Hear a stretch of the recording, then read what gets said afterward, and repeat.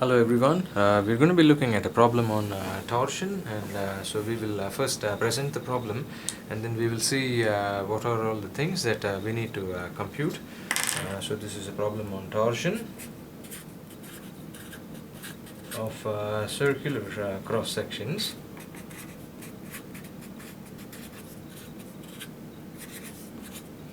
And this is a combination of a tubular shaft and a solid shaft which are connected together, and this shaft is cantilevered by fixing one of its ends, and there are a series of torques that are acting on this shaft, as will be seen in the following figure. So here is the tubular portion of the shaft.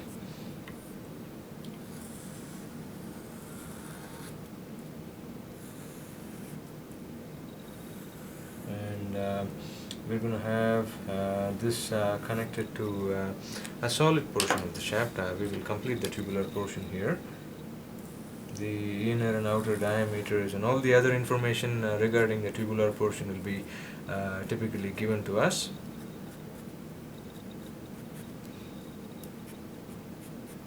And the solid portion of the shaft, which I will be drawing soon, it also has a certain diameter and cross-sectional details given. So here is a solid piece.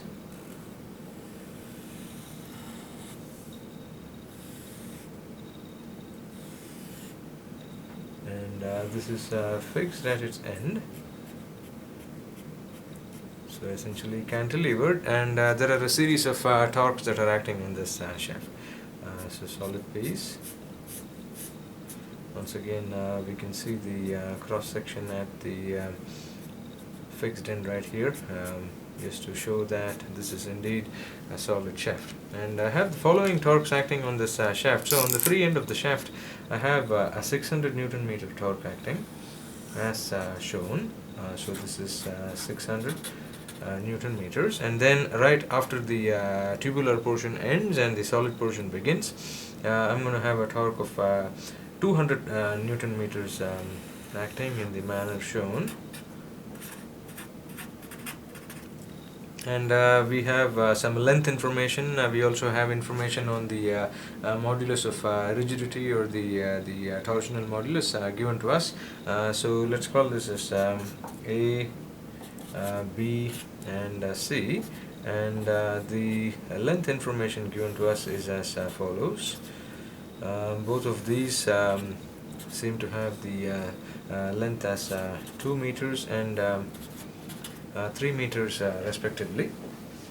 These are the distances that we're going to be using, and we have the inner and the outer diameters for the tubular portion. So for the hollow portion,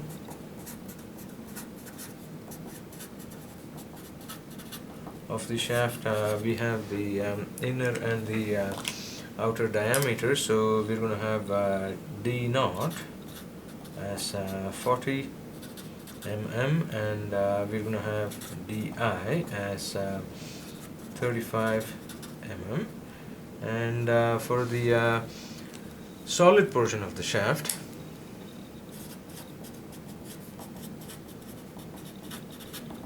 the outer and the inner diameters are going to be the following. The actual diameters are going to be the following. So this is D solid. We're just going to call it as D, and this is 55 millimeters. And we are also given the modulus of rigidity. For the solid piece, the modulus of rigidity is G solid, and this is approximately 120 gigapascals, and for the hollow portion, G hollow is given to us as 80 gigapascals. Alright, so I have this shaft here. This is a tubular piece. This is connected to a solid piece, and the solid piece is fixed to the wall here. So this is the wall, this is the solid piece, and this is the tubular piece. Tubular, or less fancy word, is a hollow shaft here. We need to find several things in this particular problem, so let us list all the things that we need to find here. We'll come back to that main figure in a bit. once we list out all the things that we need to find. So the first thing is we need to find the absolute maximum shear stress. So determine the absolute maximum shear stress on the shaft and specify its location. That is, we have to say where does this absolute maximum shear stress value occur on the shaft. The second thing is we need to draw the state of stress on a volume element.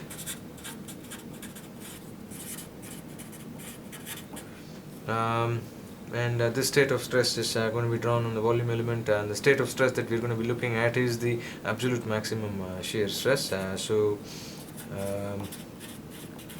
we need to draw this for tau max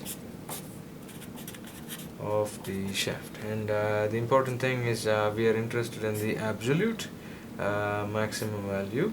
Once again, so we don't have to take into account any negative signs. If there are negative internal torques, we will take care of all these signs in a bit.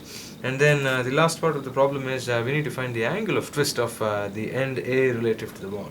Okay, so determine the angle of twist of the end A relative to the wall.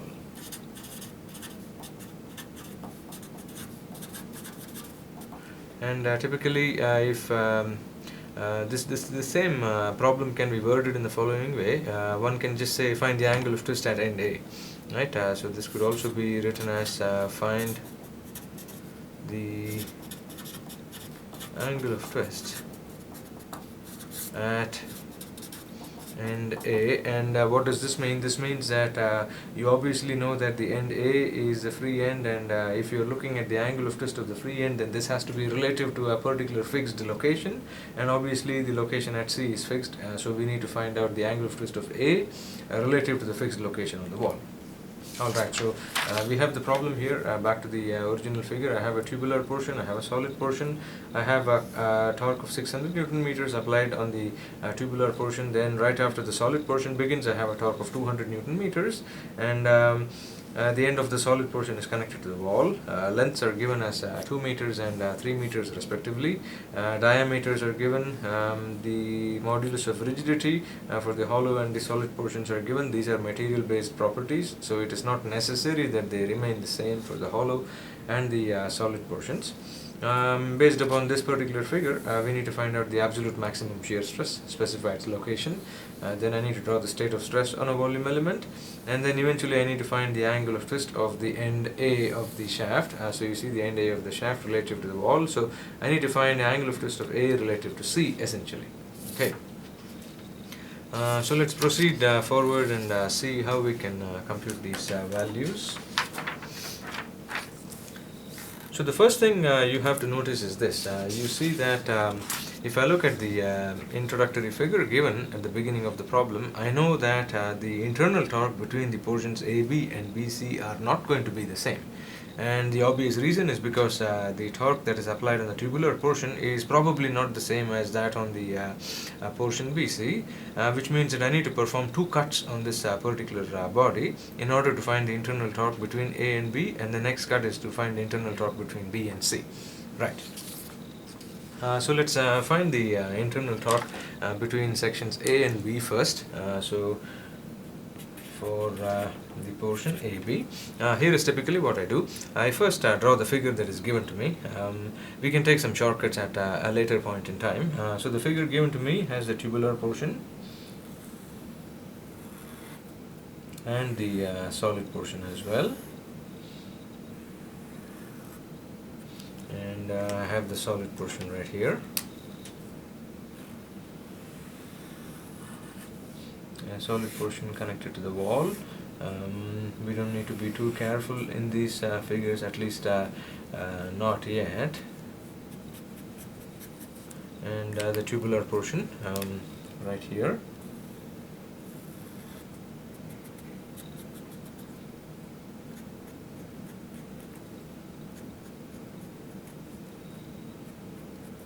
right? And then I first of all draw the torques that are given to us. So 600 Newton meters, and I'm going to have a torque of 200 Newton meters. Right, and so the first thing, so this is A, this is B, and then this is C. So the first thing we're going to do is we're going to make a cut between A and B, right? So here is my cut. So I'm going to be looking at this shaded portion. I'm going to shade the entire portion, so I'm going to take it out and I'm going to draw it out here. So this is the tubular piece that we are interested in.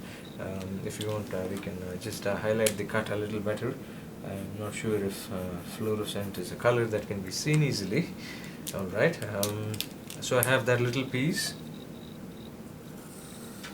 I draw it out here, and the tubular portion, I show the exposed cut. So first of all I have that, the tubular piece, and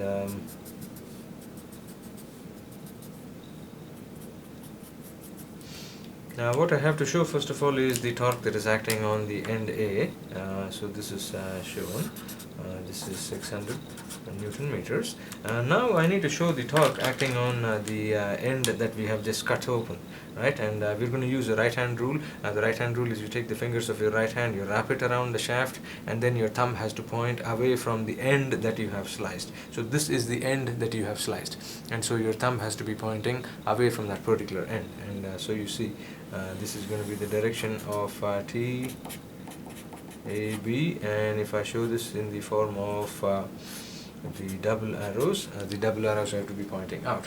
And obviously you see from common sense or from static balance that if I say the sum of the torques on this piece has to be equal to 0, then TAB has to be equal to minus 600 Newton meters, right? So from torque balance,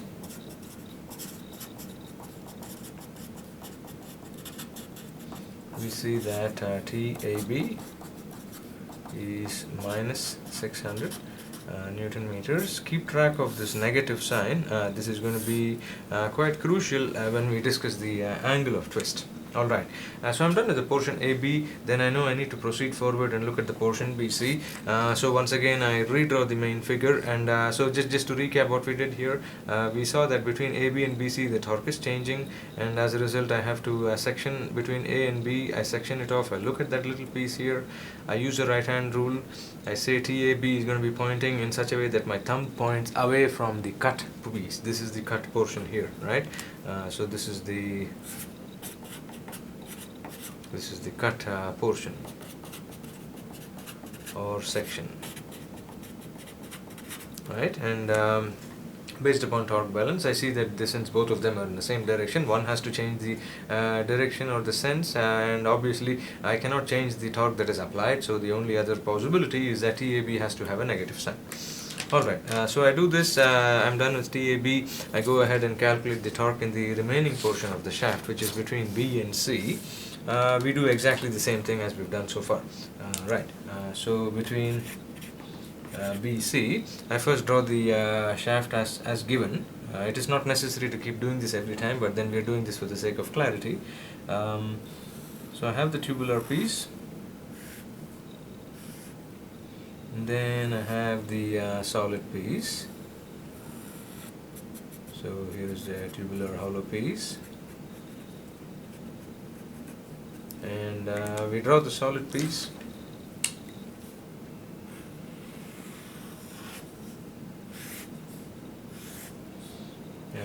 You see that this is fixed at the wall, and on the solid piece and on the tubular piece we have the torques acting 600 Newton meters and 200 Newton meters. And this is A, this is B, and then this is C. And what do we do now? We know that okay, we have to look at the torque between the portion BC, because I want to find the internal torque there.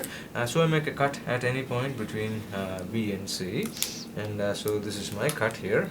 Just drawing the same thing in black color as well. Now we did not have the foresight in calculating the reaction torque, so never mind. I'm just going to look at this entire big piece here, and I'm going to redraw that here. So I'm going to shade that. So I'm going to be looking at this entire piece, and I'm going to be drawing that here, and we will perform like a static balance on that particular piece. Right, so I have the tubular portion. First of all, I have the torque acting on the tubular portion as well,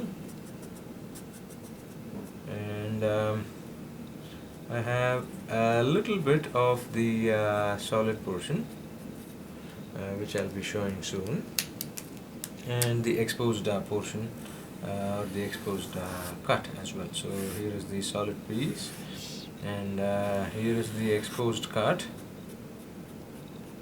on the solid piece, right? And so now we need to start drawing the torques. So I'm going to say that okay, this torque here is 600 Newton meters as drawn and as given.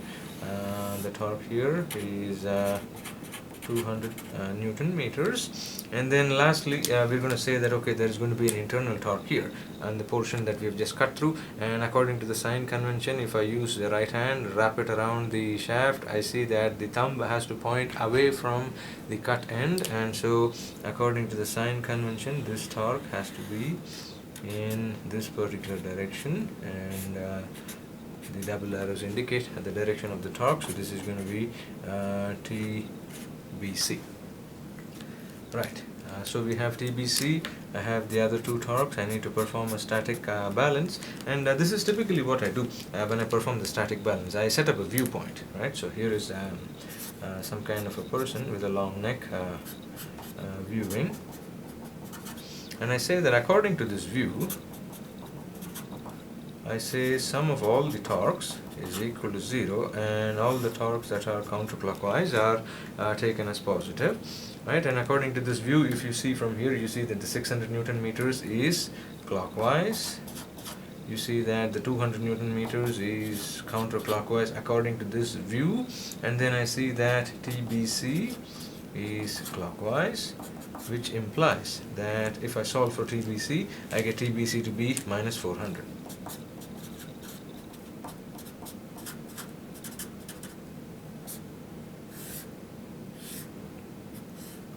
Right, so once again, in summary, what did we do here? We drew the initial problem that is given to us. We found that we took care of the tubular portion. Now I need to see what's happening in the solid portion. So I make a cut at any point between B and C. You can either look at the little piece here or the big piece. We did not look at the little piece because we did not calculate the reaction torque at the fixed end. If you did so at the beginning of the problem, then you're free to look at that little piece there. So I take this big one and I draw it here, and once I draw it, I show the applied torques. I don't mess around with those signs. Then I use the right hand rule. I find TBC to be pointing in such a way that it's oriented out of the cross section there. And then I set up a viewpoint, right? And according to the person who's sitting here, all the torques that are counterclockwise are positive, and if I sum up the torques, they have to be equal to 0. This is basic static balance, and based on that I can find TBC as 400 Newton meters. Alright, so I have the following now. I have TAB and I have TBC. So TAB from before, the internal torque was 600 Newton meters, and this is TBC is minus 400 Newton meters. These are the internal torque at any point between A and B and B and C respectively. Right, so making use of this, now my journey is to compute the shear stresses, and I need to find the maximum shear stress that occurs on the portion AB. I need to find the maximum shear stress that occurs on the portion BC, and then I compare the two and I see, okay, which one is the absolute maximum, and that's going to be the absolute maximum shear stress for the shaft. Right, so what is our aim or our strategy?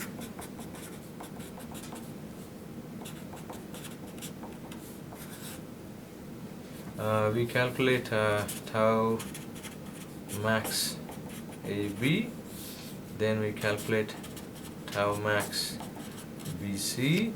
Where do these maximas occur? They have to occur at the outermost circumference on portions AB and BC, right? So which means that the radius that we're going to be choosing is the outermost radius. And then once we compute these two, I say that okay, then find the maximum of tau max AB. We are looking at magnitudes, and tau max of BC magnitudes, and this gives tau max absolute for the shaft. Right, so this is a strategy. I have the torque, I have all the geometric information needed. I go ahead and I crank out the formulas that we have seen earlier. So I first calculate tau max AB. So look at tau max AB. So tau max AB, I'm looking only at magnitudes. So this is going to be the magnitude of the torque, internal torque, times the outermost radius on the portion AB divided by the polar moment of inertia on the portion AB. Right, so once I start substituting the values, this is going to be 600 Newton meters times the outermost radius is the diameter divided by 2 in meters, and I'm going to have the polar moment of inertia as pi by 2 outer diameter by 2 to the power 4, inner diameter by 2 to the power 4. And once I can compute this value, I find that tau max of AB, the absolute maximum value, is going to be approximately 115 megapascals. And just a quick check on the units. You see that torque here is going to be in Newton meters. This quantity here is going to be in meters, and this entire thing is going to be meters to the power 4. So if I look at the units here, I'm going to have Newton meters square, because I have meters times meters, by meter to the power 4, which means that I'm going to have Newton per meter square, or this is going to be pascals. And of course this is going to give me a huge number, so I just write it in engineering terms as 115 megapascals, right? So this is going to be tau max of AB. Likewise, we calculate tau max of BC, the exact same formula. We still are interested in the absolute values only, so this is going to be BC, the outermost radius, because that's where the maximum shear stress occurs, and then the polar moment of inertia. So I'm going to have this as 400. Outermost radius is the diameter divided by 2.055 in meters, and for the solid portion it's pi by 2, 0.55 by 2 to the power 4. And once we compute the values, tau max for the portion BC is going to be approximately, I think, 12 megapascals. Alright.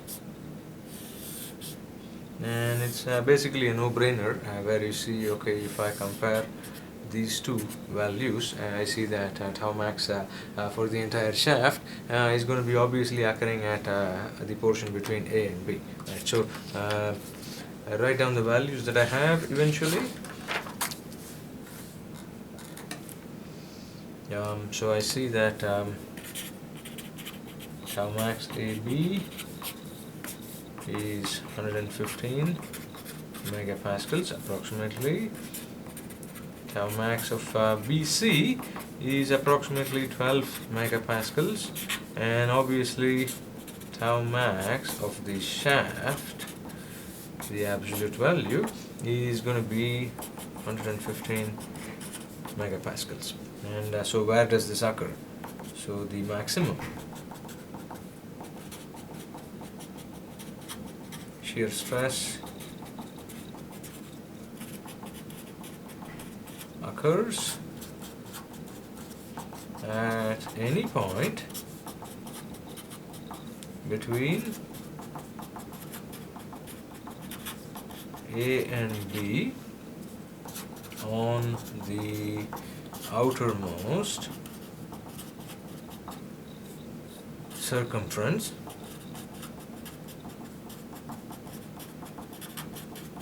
of the tubular portion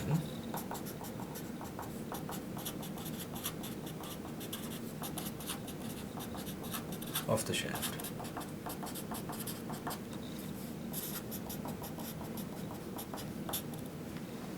Right, this is a key statement here.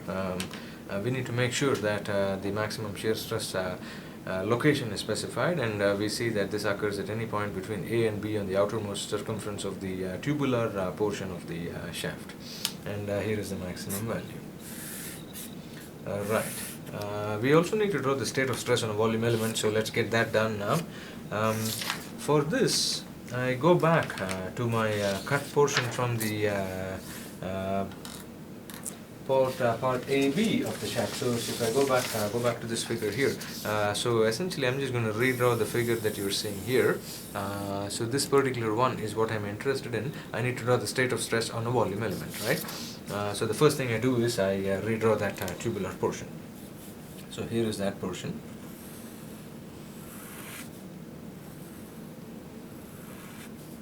And I know that the torque here is negative. I still do not change that negative sign. Okay, that's something that's paramount.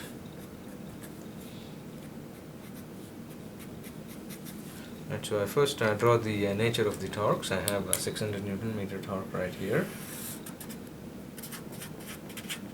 And I know that TAB, according to me, according to the sign convention, of course, not just me,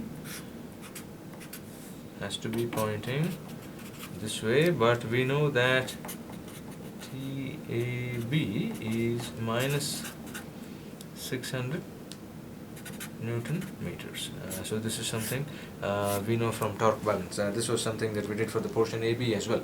Now here is what we're going to do. We're going to set up a viewing point. So I'm going to be viewing, and of course you see that you have to draw the state of stress on a volume element from the cut portion, right? So this is where the cut is. So first of all, this is where the cut portion is, and so I set up a viewing point. And I view this in the following manner. Right. So I sit here and I view this, and I take this view and I rotate it so that I can see a cross section, and I can see the cut section at that cross section. Right. So here is my cut section. So I take the view and look at it from a 2D perspective. So the first thing I'm going to see is this. It's going to be a tubular portion, of course. Right? And that's quite evident. But we also see that the direction of the torque, as you can see, is counterclockwise with respect to this person who's sitting there and viewing it. But then the important thing is TAB is minus 600 Newton meters counterclockwise. Right, so which means that this is going to be counterclockwise. TAB is minus 600 Newton meters. But then you see that since I have a negative sign, I need to take care of it. So which obviously means that TAB has to be clockwise. So I first of all rectify this by saying, okay, I need to draw TAB to be clockwise, because of the manner in which I obtained the internal torque. Right, so I have this here, and then TAB is now going to be pointing clockwise, and it's plus 600 Newton meters. So that's a key statement here. Now we have changed the direction of the torque based upon the right hand rule. We obtain it as negative 600. We look at the view from here. I take that cut portion, I draw it in a two-dimensional section. I see that this is still counterclockwise but is a negative answer, so I change the direction now. And now I can draw the state of stress. So I'm going to draw this blue circle once again in order to establish the state of stress. So look at this here. So redraw the 2D view after correction.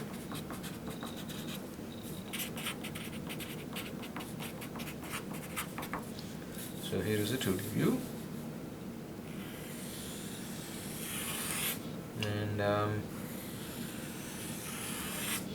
I know the direction of the torque is clockwise now, so this is TAB, and that's plus 600 Newton meters. Now, in order to draw the state of stress, I can choose two area elements, and in general you can just draw one of them, but I'm going to do two just so we get acquainted with how to do these things. So here is the first one that I'm going to choose. So let's probably choose something here, and then I'm going to choose one more area element right there. And you got to be really careful here. The area element that I'm looking at is going to be right at the outermost circumference of the shaft, but of course if I draw something so small, then it's not going to be visible to us, so as a result I'm drawing it in this particular manner.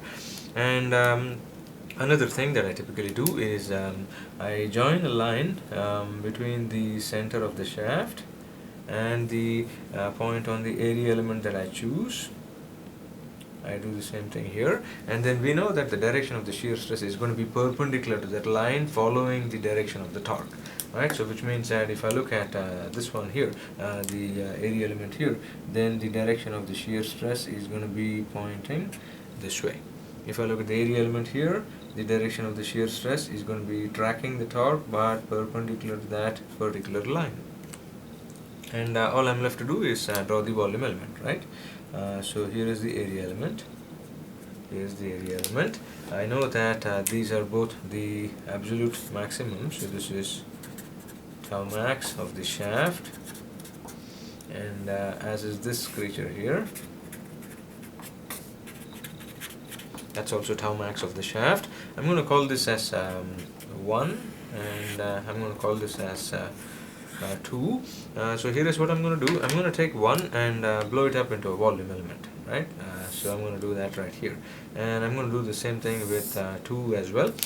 So the first thing I do is I draw the volume element using the same colors that I had chosen in the past. So here is the first one.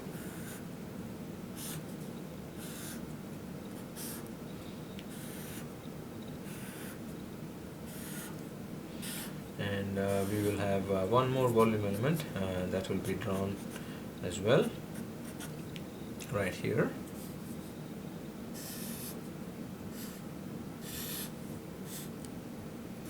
And of course we don't need to limit ourselves to drawing these volume elements at the locations considered. You can basically consider any location on the circumference of the shaft. And the first thing I do is I shade the face that I see. So this was the face that I saw there, and once again for the view at 2, this is the face that I saw. I draw the direction of the shear stress. The direction of the shear stress is going to be pointing up here, and to begin with it was pointing in the direction shown here. Now I look at each of them. So this is piece 1, and this is the volume element at 2. I know that it has to be in balance, which means that on the back face I'm going to have a shear stress that is pointing this way. So here is the back face that I can basically shade. But then this is not in equilibrium, which means that I need to have two other shear stresses, one on the sides as you can see right there, and then I'm going to have one on the opposite face side there. And so you see that these are all tau max absolutes for the shaft. And likewise we can have something similar drawn for this volume element. I know that on the back face of the shaft there has to be a shear stress drawn, and this is the back face of the shaft. And then I know that in order for this to be in balance, I need to have shear stresses on the top face and on the bottom face, meeting and greeting, and once again these are still the same tau max absolute. So one can either draw 1 or one can draw 2. Either of them are perfectly fine. Alright, so we have the last part of the problem now. We need to find the angle of twist of the fixed end and the free end, relative angle of twist between those two ends. So let's look at that here. So angle of twist.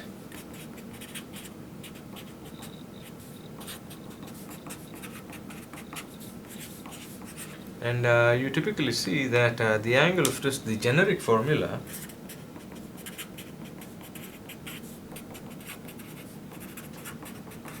is phi max is going to be T internal times L by J times G. T internal is the internal torque, L is the length, J is the polar moment of inertia, and G is the modulus of rigidity, or the shear modulus, or the torsional stiffness of the shaft. Right, and we see that this formula can be used only if all of these remain the same throughout the shaft. If they change at any part of the shaft, then this formula has to be used multiple times. And for us, this is very obvious to see. I have a tubular portion and I have a solid portion. So tubular portion here, and then I have a solid portion, which means that perhaps depending on how the torques are applied, depending on how the lengths are postured right here, so this is going to be the end A, this is the tubular piece, and I know that we have the lengths given for these pieces. This is going to be 2 meters and 3 meters respectively, and we have the torques applied as well. This was 600 Newton meters, and this was I think 200 Newton meters. So this was A, this was B, and this was C. Right, so obviously as I go from the tubular piece onto the solid piece, I see that my angle of twist has to be, the equation for the angle of twist has to be used twice. Now the important thing is when you compute the angle of twist, you make use of the internal torque here, right? And we know that the internal torque for AB was minus 600 Newton meters, and internal torque for BC was minus 400 Newton meters. So do not forget that they have negative signs because of what we did in the past using the right hand rule. So I say that the angle of twist of A relative to C is now going to consist of two pieces. This is angle of twist of A relative to B, and angle of twist of B relative to C. So this is going to be B. Right, so angle of twist, I'm just going to rewrite this because my B doesn't look that hot there. Then angle of twist of B relative to C, and all I'm said to do is make use of this formula twice and calculate the angle of twist, and let's do that quickly right here. So I'm just going to start substituting for these values. So phi of A slash C is angle of twist of A relative to B, so that's DAB LAB by J of the AB piece, G of AB, and then I'm going to have TBC LBC by J of BC times Young's modulus, modulus of rigidity for BC. Right, so this is BC. So this we have all the values here, so all I have left to do is substitute and calculate my answers. So this is going to be minus 600 times the length was 2 meters, and the modulus of rigidity was 80. So I just took 80 gigapascals. I took the 10 to the power 9 and brought it up there, and then I have pi by 2, and the diameters, so that's going to be 0.04 by 2 to the power 4. I'm just going to squeeze that here. 0.035 by 2 to the power 4, plus the second one was minus 400 times 3 times 10 to the power 9 divided by 120 gigapascals. I brought the 10 to the power 9 onto the numerator there. Then this is going to be pi by 2 times 0.055 by 2 whole to the power 4. And I'm going to get a negative sign here. So eventually after my calculations, it's going to be 0.11 radians. One can also of course write this in degrees, or this is 0.11 times 180 by pi so many degrees. Usually it is better practice or best practice to leave it in radians. What's the significance of this negative sign? Right, so here is the idea.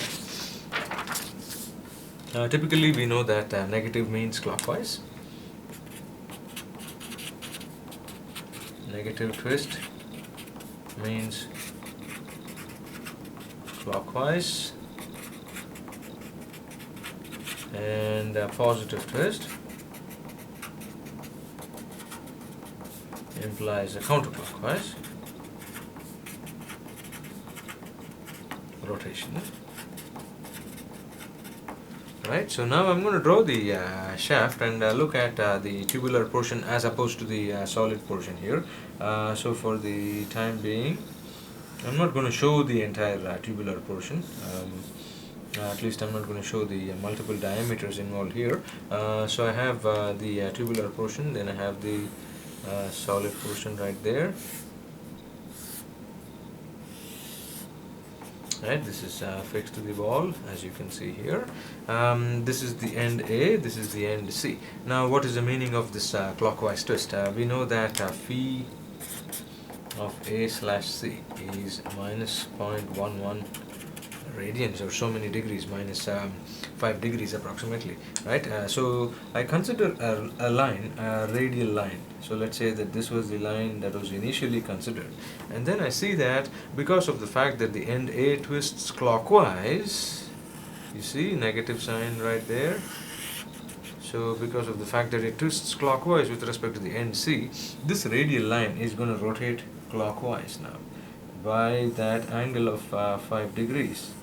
And so this is the direction of rotation, and this is going to be phi of A slash C. And essentially we are looking at radial rigid body rotation of these radial lines, and if it's a positive angle of twist, then it rotates counterclockwise. If it's a negative angle of twist, it rotates clockwise. And so this is a clockwise rotation. And general strategy for solving problems, if I have a problem where there are multiple torques applied, then for example in this case here, so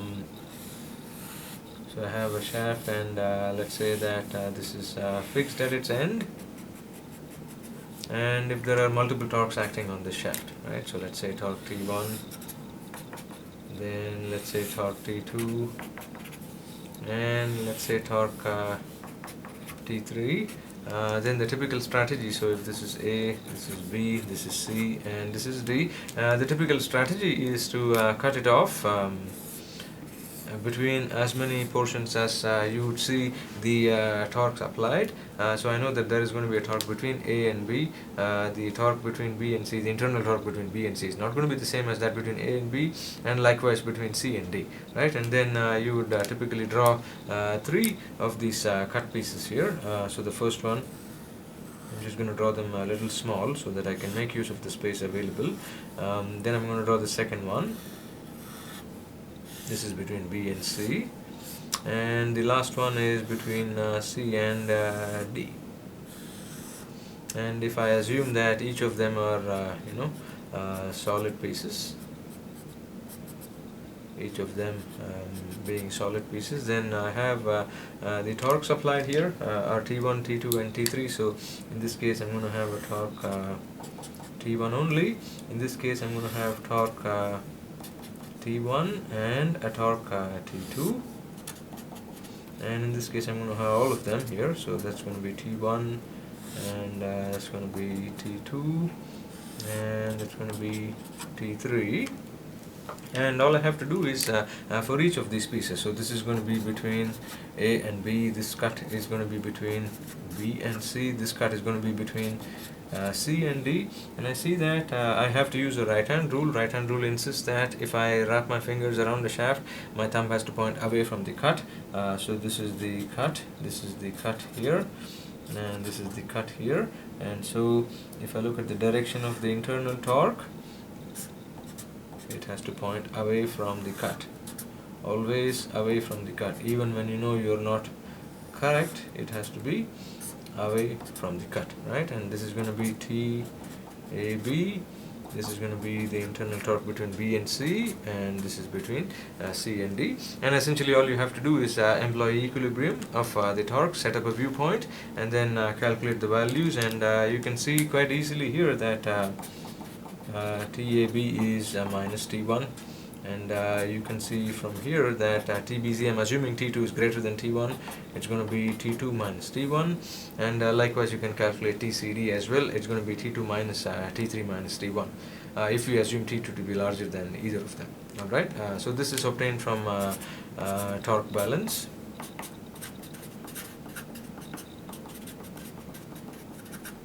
For each piece. Alright, thank you.